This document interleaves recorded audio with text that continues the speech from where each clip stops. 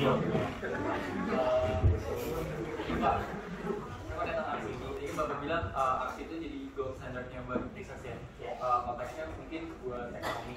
Nah, yang saya penasaran itu satu kan memang aksi itu mahal banget ya. Terus tadi Bapak sempat mention sesuatu tentang perhitungannya diapain gitu. Jadi saya penasaran yang berhitungannya. Terus yang kedua juga tentang ketika di control group sama intervention. Terus tahu saya itu kalau nggak salah setelah di intervention pun nanti ada bakal responden atau subjek riset yang malah dapat treatment juga.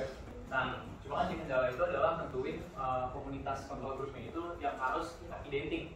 Nah, menurut saya pengen tanyain sebenarnya tuh gimana sih cara kita nge-determine kira-kira kelompok ini dan ini tuh sebenarnya tuh jadi apple to apple gitu. Itu tuh bisa dijadiin sandingan untuk dilakukan RCT-nya. Sama terakhir itu aja gitu Pak. Nggak apa-apa. Setelah itu saya penasaran sih, maksudnya RCT kan dianggapnya tadi di gold standard, tapi at the end of the day maksudnya dan harus identik. Tapi pada akhirnya maksudnya setiap kelompok itu pasti bakal punya ciri khasnya masing-masing gitu. Mereka punya habitnya sendiri dan mereka punya mungkin pola kelompok mereka sendiri untuk beroperasinya gitu.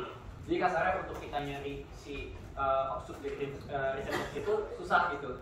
Tapi kenapa maksudnya sampai hari ini masih RCT aja gitu yang masih yang cukup di acknowledge gitu, apalagi sama organisasi tentang pengembangan ekonomi gitu. Oke. Makasih banyak. Ini pertanyaannya sulit-sulit. Udah ke riset ini. Udah pernah terkait Mas dengan RCT? Iya. Di waktu sama Jepal. Sama Jepal ya. Jadi Jepal ini memang cerita spesial ya. Jamal sesuatu lah itu. Jadi orang tua mahasiswa MIT mau ngasih sumbangan ke MIT terus diarahkan ke yang khusus ini Pak. Jadi akhirnya kita semua di dunia ini harus mendapatkan license lah dari MIT ini terkait dengan behavioral economics. Nah itulah melalui sumbangan dari orang tua mahasiswa gitu. Nah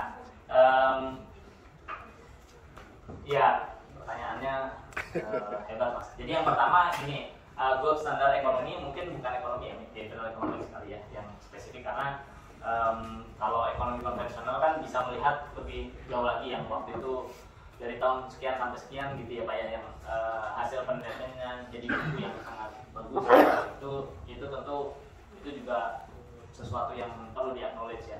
Tapi untuk behavioral economics karena tadi seperti saya ceritakan dasar ceritanya adalah masih tahapan membuktikan sesuatu yang menjadi seperti dugaan gitu ya. Jadi RCT inilah yang gold standar yang mungkin kalau boleh saya bilang ya sementara ini behavioral economics gitu. Nah kenapa itu masih gold standar? Karena betul-betul diimplementasikan, direncanakan dan seterusnya. Nah proses perencanaan seperti tadi itu komunitas yang terbaik seperti apa ya kita memang perlu lihat. Contoh misalnya kasus saya kebetulan gitu ya. Saya dulu di Bandung, di Demak dan di Cirebon. Gitu. Saya bisa pisahkan antar koperasi usaha bersama untuk nelayan. Mereka punya koperasi. Nah, kebetulan mereka itu berinteraksi hanya di dalam koperasi itu. Dia nggak banyak ngobrol sama koperasi yang sebelahnya gitu. Karena ya kegiatan hariannya begitu. Pagi hari kayak ini kan nggak terlalu jauh ya dari Jakarta, nggak terlalu jauh. Jadi pagi hari dia beli solar ke warung, kemudian nelayan sampai sore balik ke warung itu yang kebetulan jadi tengkulak juga, kemudian pulang. Begitu tiap hari. Jadi bisa dibilang ya kelompoknya ini ya di yang tadi itu gitu yang koperasi gitu ya. Tapi seperti tadi kan masalah terbesar adalah adanya kontaminasi ya. Nah, adanya kontaminasi. Nah, kalau adanya kontaminasi ya dinaikin lagi gitu. Jadi levelnya mungkin tadi koperasi perlu desa mungkin. Karena antar desa itu misalnya di Sunda gitu kan desanya kelompok-kelompok ya.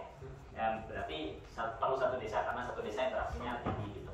Tapi antar desa karena tidak terlalu banyak interaksi ini bisa dipisahkan. Ya contoh begitu lah.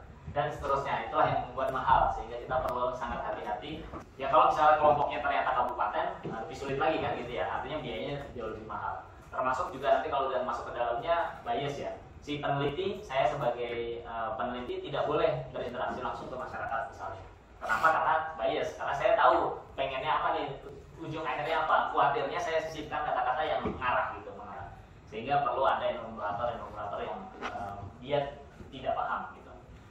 Lanjut lagi ke yang tadi pertanyaan, contoh misalnya random itu apa? Bisa macam-macam, bisa kita ngeluarin angka random dari komputer, dari Excel dan seterusnya.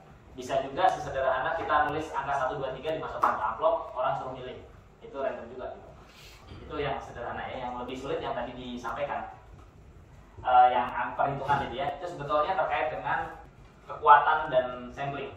Jadi misalnya harus berapa persen ini dianggap mewakili gitu. Nah, tadi itu hanya satu pandangan, satu cara pandang gitu.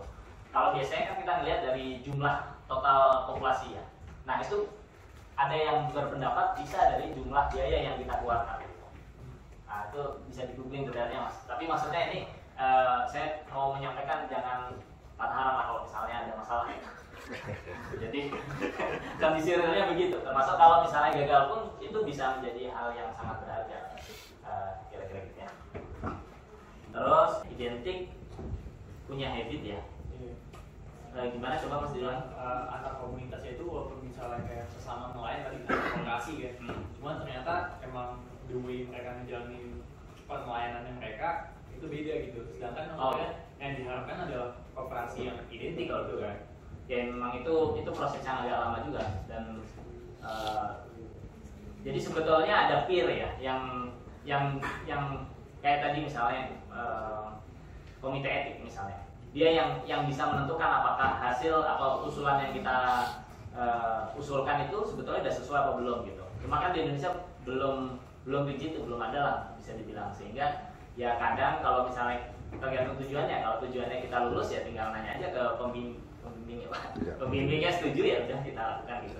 Kalau misalnya tujuannya adalah jurnal internasional, mungkin kita konsultasi ke JPAL misalnya yang dia dianggap sudah bisa mengambil keputusan itulah gitu. Ya memang masih